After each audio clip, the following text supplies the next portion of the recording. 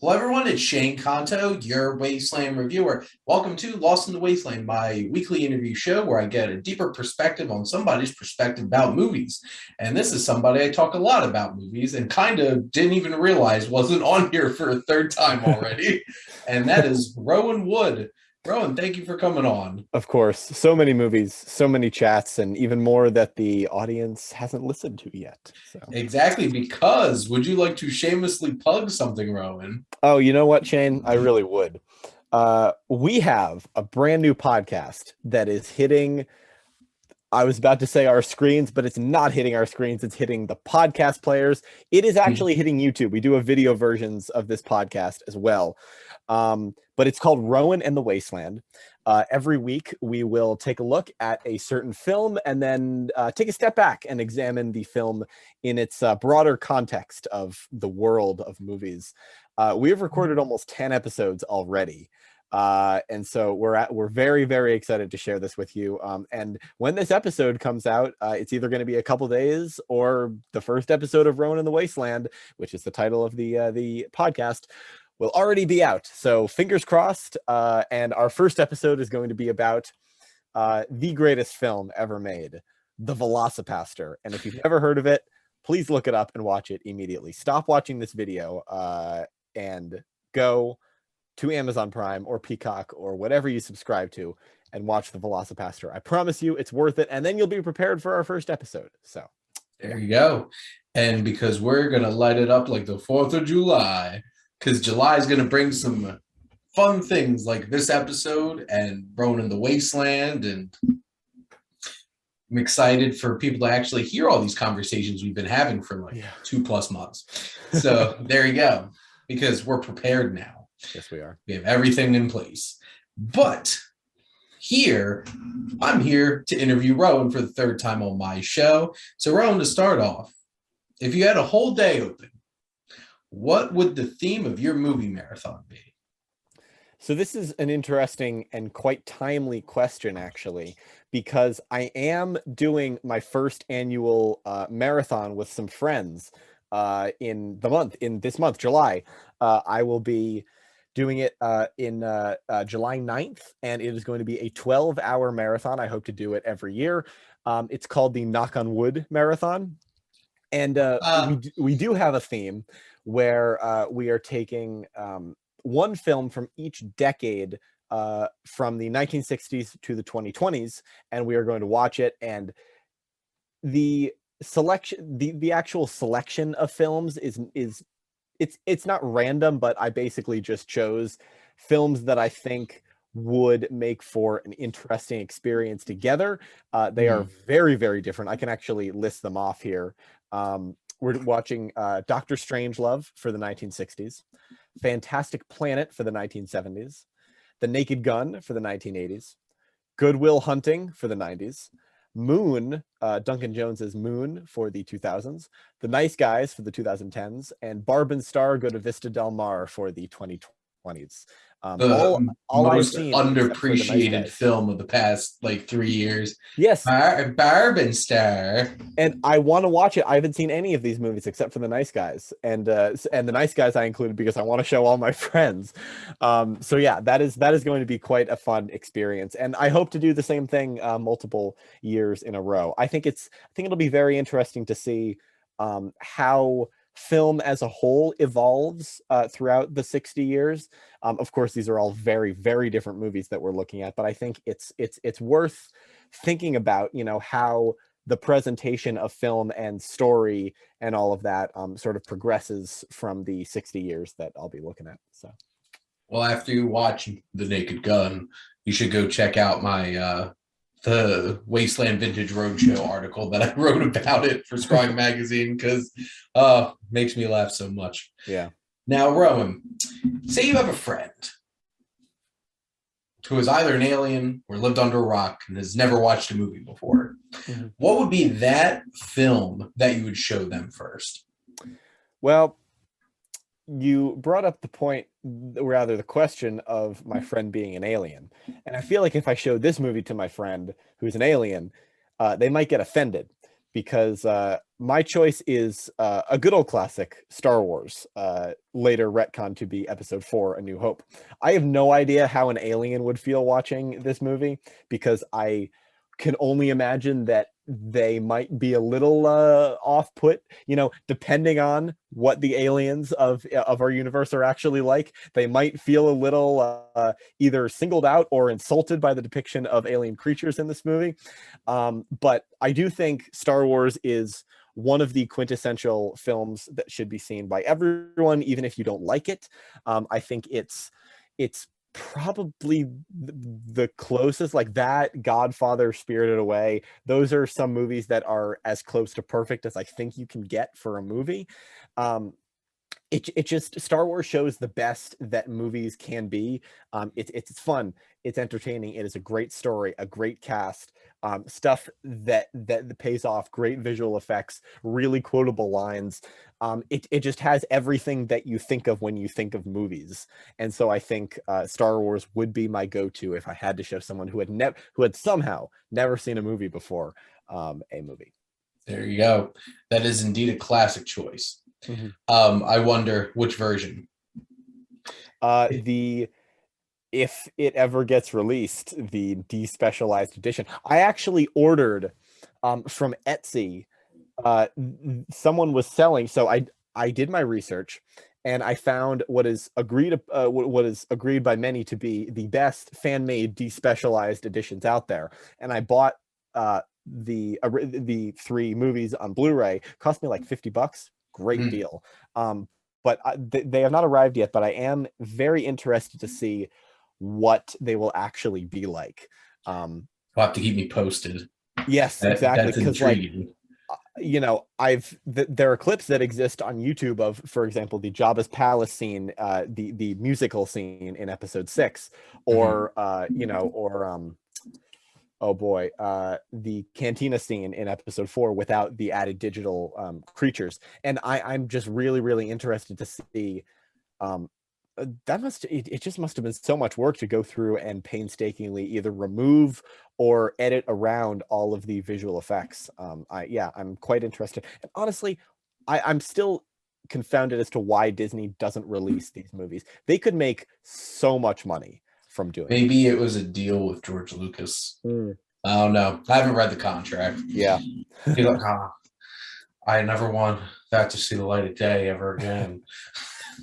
But now, speaking of a film that potentially has never seen the light of day because we haven't gotten the sequel yet, what's a film, Rowan, that you would love to see actually get a sequel? So my answer here is totally a cop-out, but definitely 22 Jump Street. Specifically, I would love to see the Men in Black crossover that was in development for years and that never saw the light of day. I just want to read a script for it. I want to know what that movie would have been like, because that sounds like quite possibly the best crossover that could have existed. Sorry, Spider-Man No Way Home. Move over.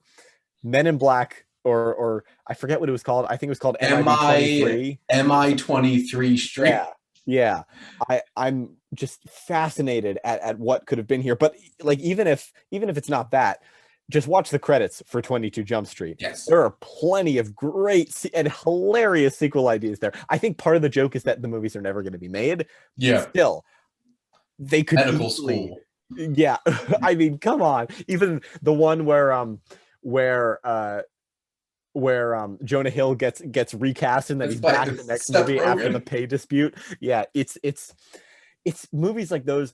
Those are some of the funniest movies I've ever seen. They're some of my favorite comedies. Yep. I think there's definitely more that can be mined from that, even if it's not one of the sequels we see in the end credits or the Men in Black thing. I definitely think there is somewhere that they could go. And it sounds like, Phil Lord and Chris Miller and Channing Tatum and Jonah Hill are in. They just need the right opportunity to come along. Yeah.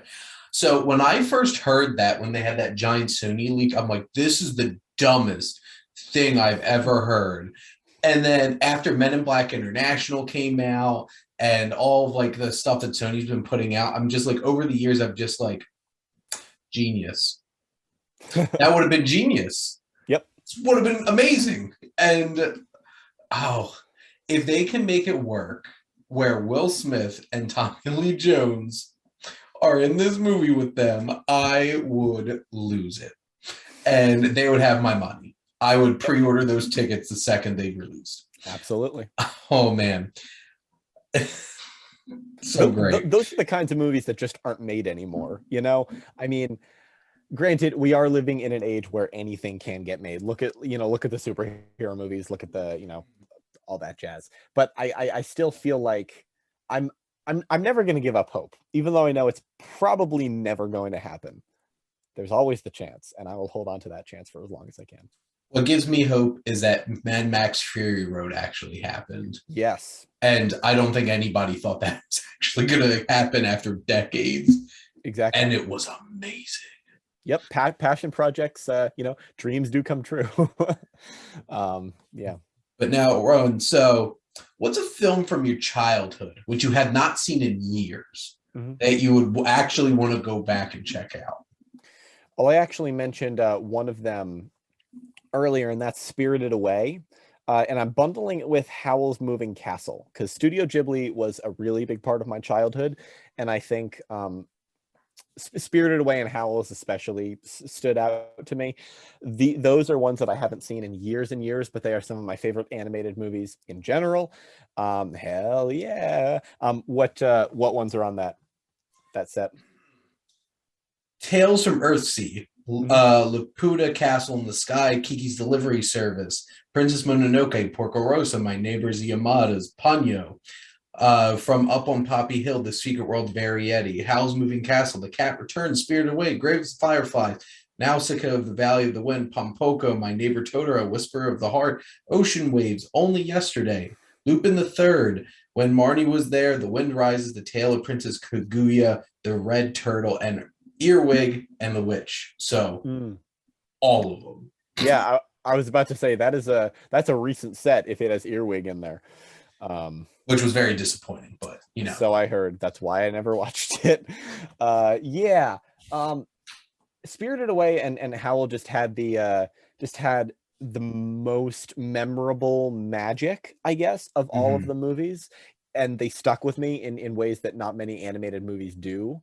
And like the fact that they are foreign films, I think at first I watched the dubs, but I think since then I've seen the original foreign versions, and it just blows my mind how accessible these movies are, despite being from the other side of the world and having having storylines that are not commonly readily accepted in Western film culture. And yet Ghibli has broken through that and has managed to become, one of the most well-known animation houses in the US, even though it's not a US thing, which is so incredibly rare. And I don't know if that could happen in this century, but the fact that they made so many amazing films in the 90s and the early 2000s are just it is telling of how good at telling stories they are, at least back then. Yeah, Spirited Away is incredible. And that is one of the greatest animated films ever made. And I feel like the only international studio that's really broken ground in the US since then is really Cartoon Saloon, with The Secret of Kells, Song of the Sea, Wolfwalkers. But like they're a little bit more accessible because 3 out of 4 of theirs is like rooted in like Irish influences, so it's still like English and more easily relatable for American audiences. But like the fact that like anime is such a big thing here, and I know so many people that are huge anime fans. I'm a decent like anime fan. I'm definitely not on the same level as my brother. My brother just consumes anime. But like lives anime, he breathes anime, he cosplay, and like that's what he does. Like he goes to conventions, all kinds of stuff. He's brought me with him a couple of times, and maybe I'll go back to MagFest in January. We'll see. But Spirited Away is so fantastic. I know my personal favorite's Princess Mononoke. That was a little darker. And a little bit more intense and a little bit more mature, but like Spirited Away is just so amazing. Now, Rowan, what's a place from a movie that you would love to visit? So it could be a real place, it could be a fantasy place. Where would you like to go? Well, despite all of the disease and violence going on at that time, I would want to go to Paris in the 1920s, from Midnight in Paris, because I absolutely adore that movie.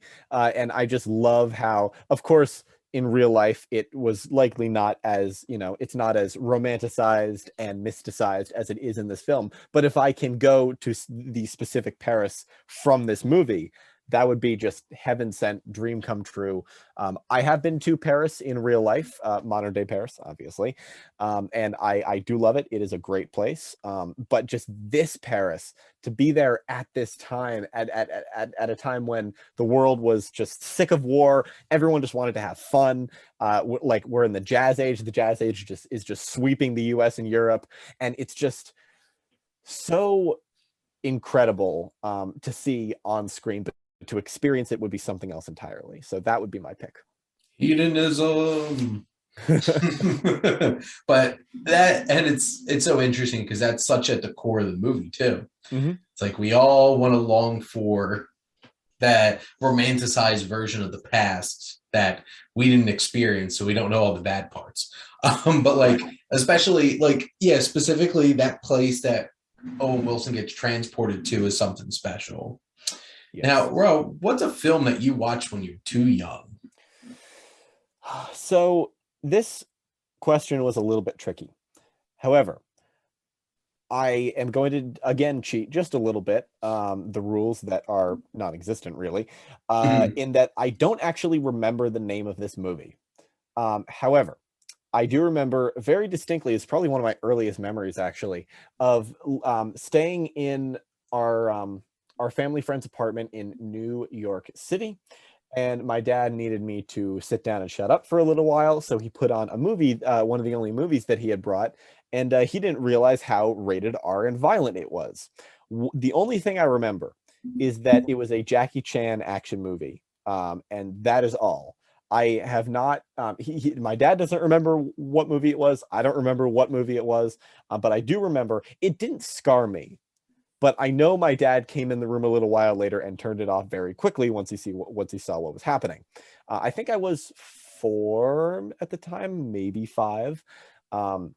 Yes. So that was not only one of my earliest memories with a movie, but definitely one of the movies that I almost certainly watched too young. And one day I hope to track down that film. And one day I hope to finally figure out what it was that almost ruined my experience with movies very early on.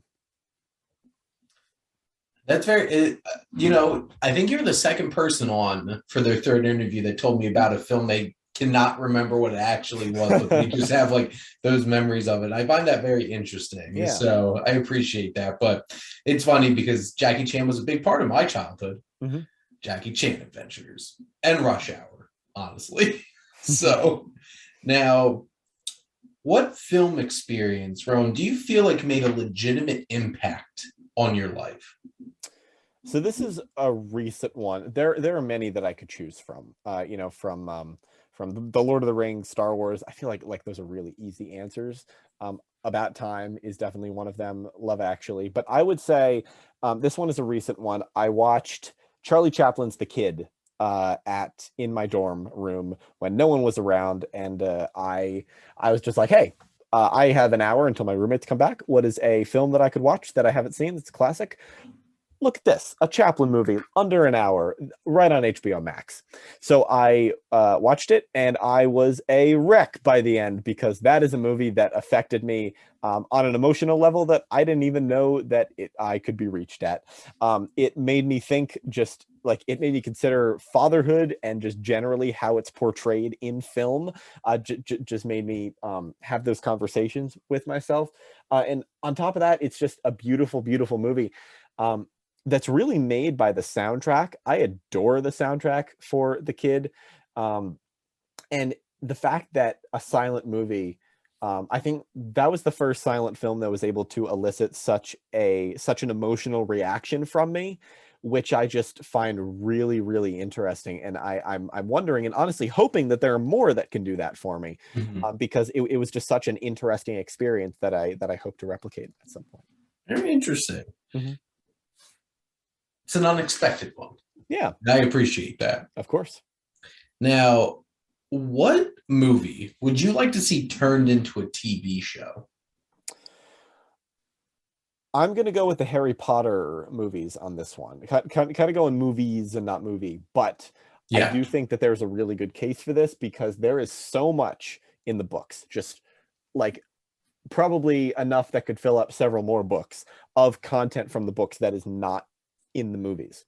Mhm. And while some of it is relatively superfluous, I do think it's all very intentional. Say what you will about J.K. Rowling, she does know what she's doing. In terms of writing, not in terms of anything else. But um, I do think that the next that Harry Potter will not be remade as a movie series. I believe that it will be remade as a book series, as a TV series. At some HBO point Max down the original. line. Hey, right? They clearly have the money to spare and a great track record. But yeah, I do think that there are a lot of people that would relish this. I do know that there is a lot of people who are not J.K. Rowling who would be very skilled in bringing this to life on the TV screen. Yeah, there's just so much that the movies have to gloss over because of runtime that I do think would be fascinating and honestly necessary to see on screen. Like there's a lot of character stuff in the books that is just skipped over and is not acknowledged by the movies. There are whole characters that don't appear in the films that Yeah. I think could be given that I think should be given the time that they deserve on screen. So yeah, Harry Potter, and unlike a lot of stuff that I'm sure could be answered for this, I do think that this is a very strong possibility that could be an actual thing at some point Oh, in it will. possibly near future. Oh, it will at some point. I don't know how much thought you put into it, but who would be somebody you think would be an interesting showrunner, like main director of it? Yeah, that's really interesting. Um, we need someone with a good track record, of course, who has possibly dabbled in the realms of fantasy TV, but not necessarily done.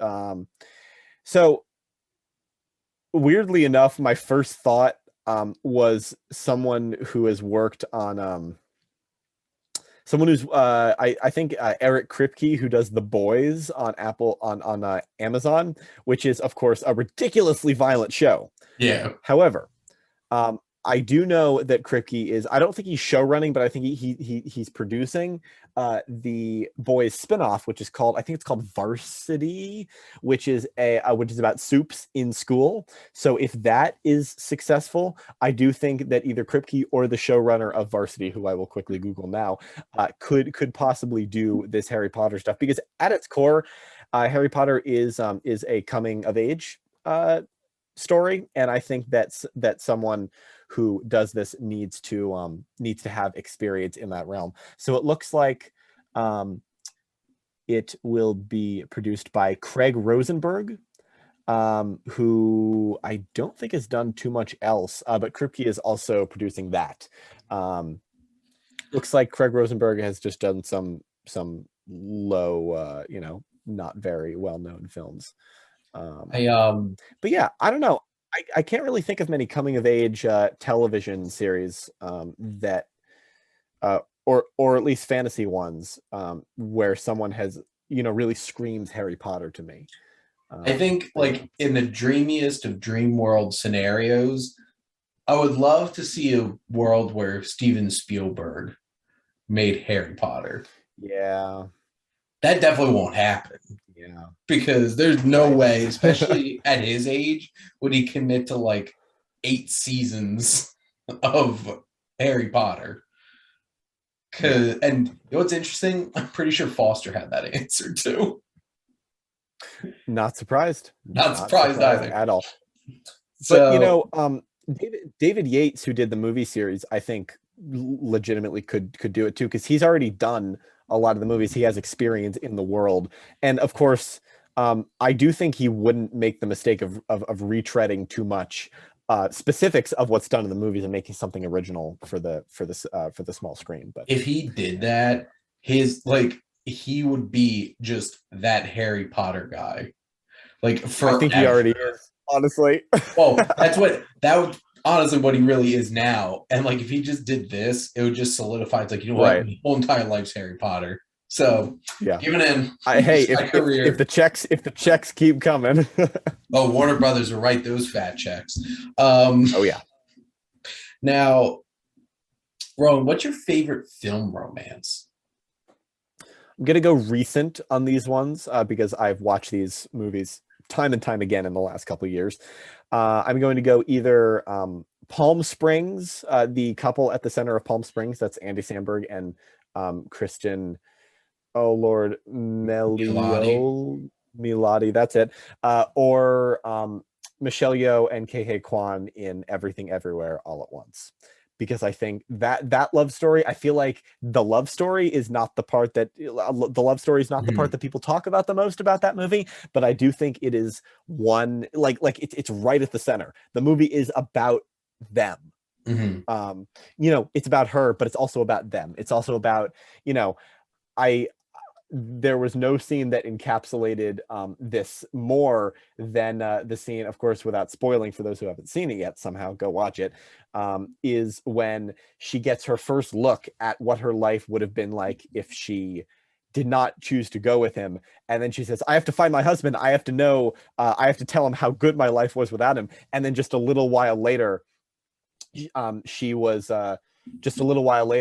she was trying to, like, she was doing her best to rescue him, and then of course by the end of the movie, light spoilers here, their situation is basically completely flipped,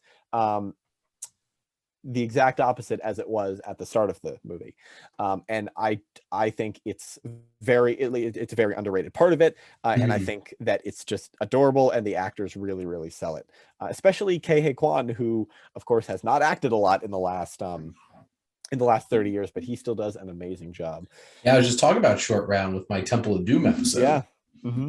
There you go. And Palm Springs as well. Of course, our leads are shoved together through very extraordinary circumstances, and I think the actors are just so funny. And of course, there's the typical, third act fight, yada yada yada yada. But I think they really sell it in ways that not a lot of couples in movies do.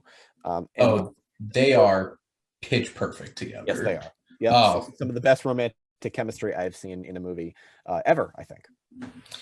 and now here's the big one. So the big question that I really look forward to these third round interviews that kind of opens up to what we do in the future, which is, Rowan, theoretically, you're hired to teach a film class. What would your curriculum be?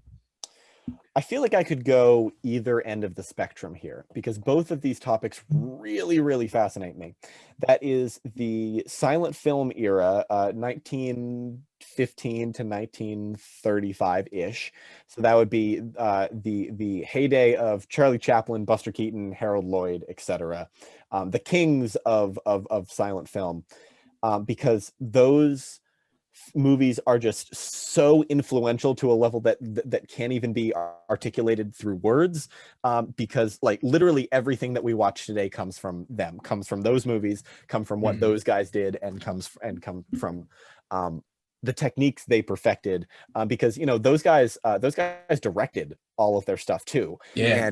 and the fact that they did all their own stunts, wrote it, directed it, and starred in it is just such a testament to a work ethic that is really just not seen today. Of course, these days it's much harder to make a movie, and so it's much harder to do all four things, but still, it's absolutely wild when something like that happens, and it happened all the time back in the 1920s.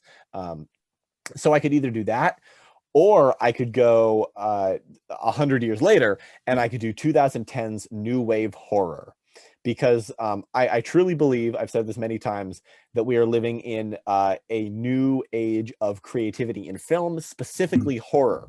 And I think Get Out was it wasn't the first, but I think Get Out was what really got it on people's radar. Since Get Out, we have gotten The Invisible Man, Ready or Not, oh boy, the new Candyman. Say what you will about it, it's creative, it does something new, and it's really fascinating. We have The Empty Man. Help me out with this, Shane. You've seen more movies than I have. Oh, Us, the Empty Hereditary, Man. Midsummer.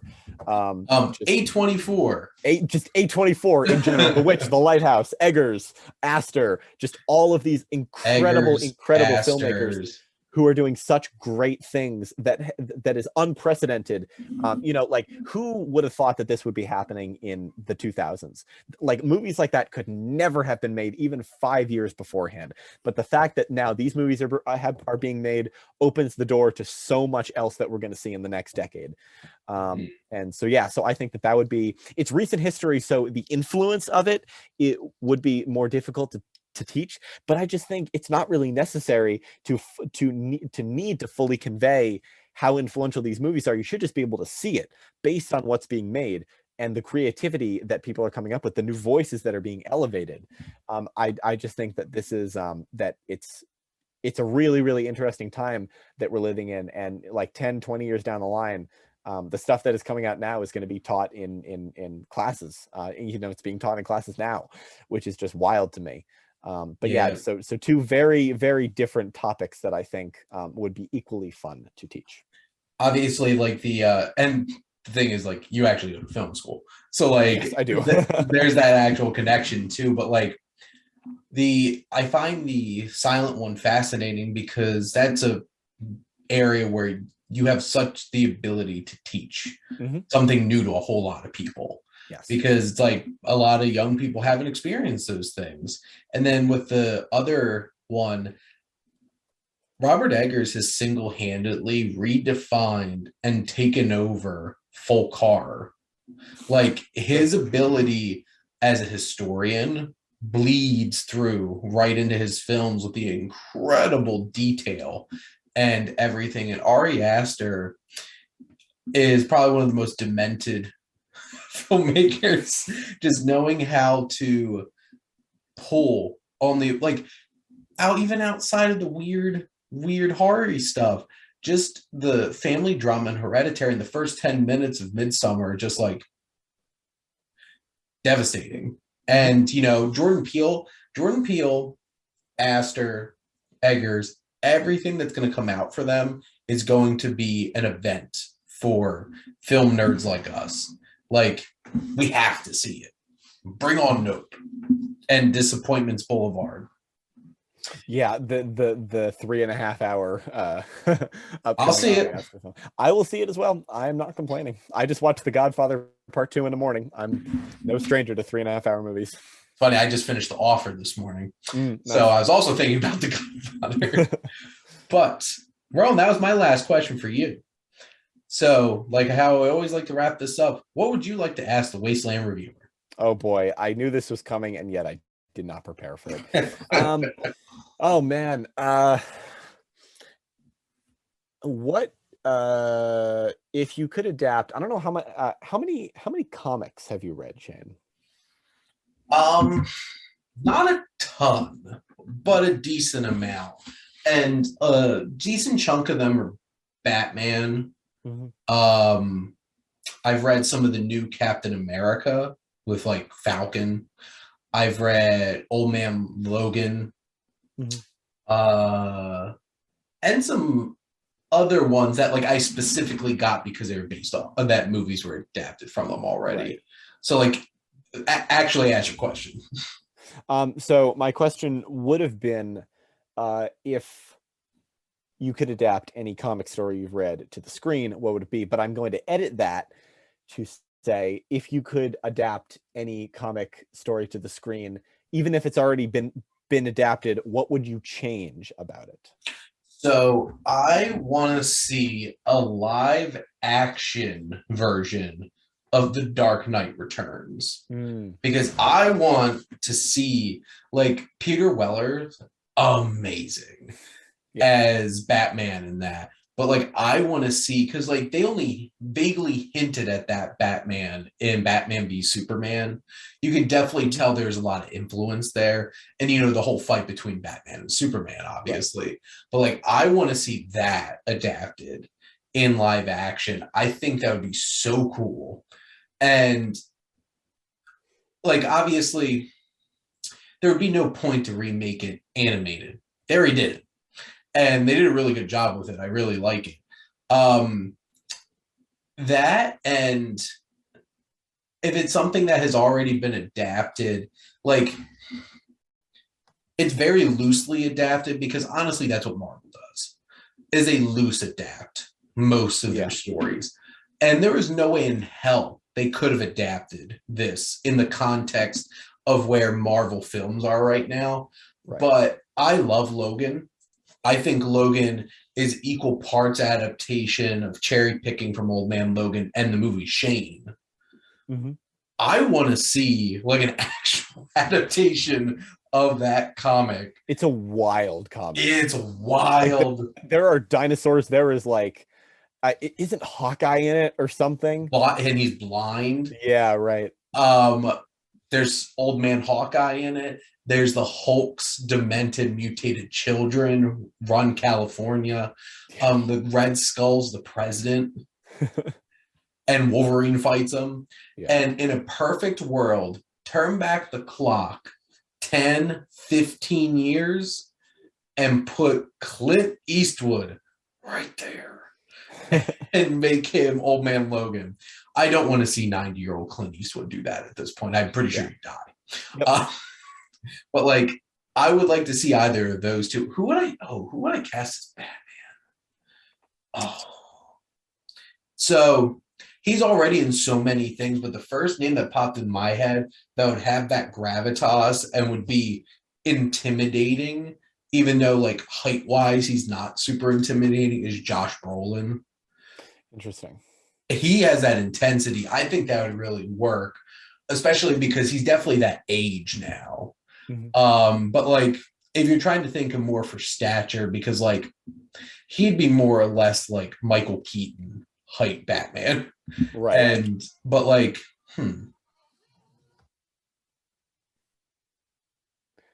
I think yeah. You one name that popped in my head, he wouldn't be, I don't think they would do it because he's not a big enough name, but I think Stephen Lang would be an interesting choice. Interesting. You know who I think could possibly do it is Kevin Conroy, who voices Batman, who has voiced Batman for what, like 30 years at this point. Yeah. And like he played a version of him in the Crisis on Infinite Earths event. And that version definitely was influenced by The Dark Knight Returns, because like he was a little unhinged from a little what rough around the edges. Yeah. I think that would be an interesting choice. I always dream, like, I don't even know if this was a comic or not, or they just made this into a show, but like, I would love to see a live action Batman Beyond movie. Yeah.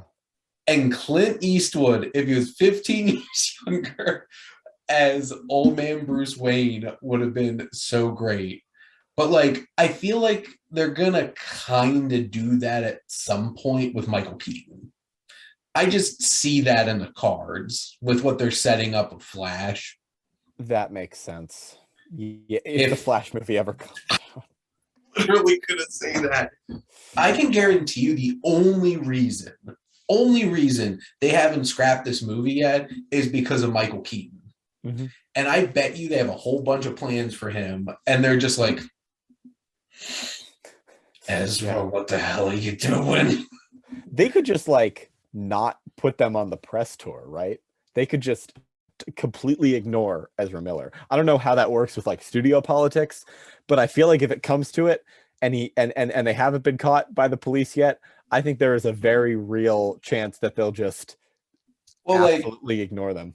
If they never get caught by the police and are on the run, they're not going to be able to show up to do press tours and stuff like that. Right. That's the weirdest thing. That could be a whole Did you see that they like put stuff on Instagram taunting the authorities and then deleted Instagram? The amount of Flash you can't catch him memes I have seen in the last couple days is both hilarious and borderline disturbing. Right? I do not feel bad. I don't feel good for that new runner of like Warner Brothers. And I feel like he's not going to take a whole lot of crap at this point. No, I wouldn't. He already was like slicing and dicing everything already. Yeah. I don't think we'll see another Clint Eastwood movie at Warner Brothers, honestly. Really? Well, because he flipped out apparently on everybody because of Cry Macho. He's like, "How did you greenlight this movie?" And they're like, "All like everything Clint's done for us, we felt like we owed him." And he's like, "We don't owe him anything." Jeez. And I'm like, I just want to see the day when Clint Eastwood shows up in the studio to meet that guy. Yeah. Gonna go full blown Dirty Harry on him. But anyway, I appreciate that question. I definitely want to see a live action, like a true Dark Knight Returns and Old Man Logan adaptations, because that Old Man Logan thing, that would have to be completely like, if they're doing multiverse crap, like that would have to be there, because there's no way in hell they'd be able to explain it. I feel like Marvel movies are eventually going, like Marvel movies and the TV shows are eventually going to become watch what you want. And if something interests you, like that ties into something else, you can go watch that. But it's going to be less and less reliant on each other just because there is so much content. So honestly, I would not be surprised if that becomes a legitimate possibility at some point. Of course, not with Clint Eastwood, because by the time that becomes a possibility, he will not be around. But or he's going to be 120 and just that's a no-go. That would be a liability. Yeah, for many reasons. I'll think about that later. Yeah. But Rowan, thank you so much for coming on. And obviously we plugged Rowan in the Wasteland, but is there anything you would like to plug for yourself? Well, keep going to thelenientcritic.com. That's LENIENT critic. I got fun stuff going on. I'm going to Europe as of this recording next week. But by the time this comes out, I'll be back, which is weird. Yeah, and so, but there should be stuff coming out throughout the week that I'm there, pre-written things. And I have a podcast. I am the associate editor of the inventionofdreams.com, so go check that out. And all the other stuff I was going to plug is local to where I live, so it doesn't matter unless you live in Chatham, Massachusetts. And if you do live in Chatham, Massachusetts, contact me. I would love to say hi. There are not a lot of people here. During the summer. Yeah, that's a lie. But anyway, thank you all in advance if you do choose to support me at any of those locations and listen to Rowan in the Wasteland. It's going to be a lot of fun. We got a lot of great stuff for you guys. So just check that out, subscribe, leave us a rating, even if you haven't listened to it, 5 stars. We appreciate it. And the video versions of Rowan in the Wasteland will be on the Lenient Critic YouTube channel. So just search that up. And awesome. I am very excited for all the episodes we've already recorded. I'm very excited for the episode we're going to record next. Because I think it's going to be a lot of fun. But illusions, and you'll have to wait figure out what we're talking about. But Rowan, all I know, Shane, is that it looks like a pretty beautiful day outside. So that's all I'll say. There's that one. Yeah. And then I think we might be having our first one with other people on it. Absolutely. And with what we were potentially talking about, I'm gonna have so much fun. I listened to one particular song from that film multiple times the past couple of days, and all I'm gonna say is it has something to do with Bin Laden. What movie could it be? If they've never seen this movie, they're gonna be like, "What the hell is he talking about?" And then everybody else who knows what I'm talking about is gonna be like, I'll look it up. Just look up Bin Laden song. It'll come up. Yes, it sure will. Rowan, thank you again. Thank all of you out there for always tuning in and supporting your Wasteland Reviewer.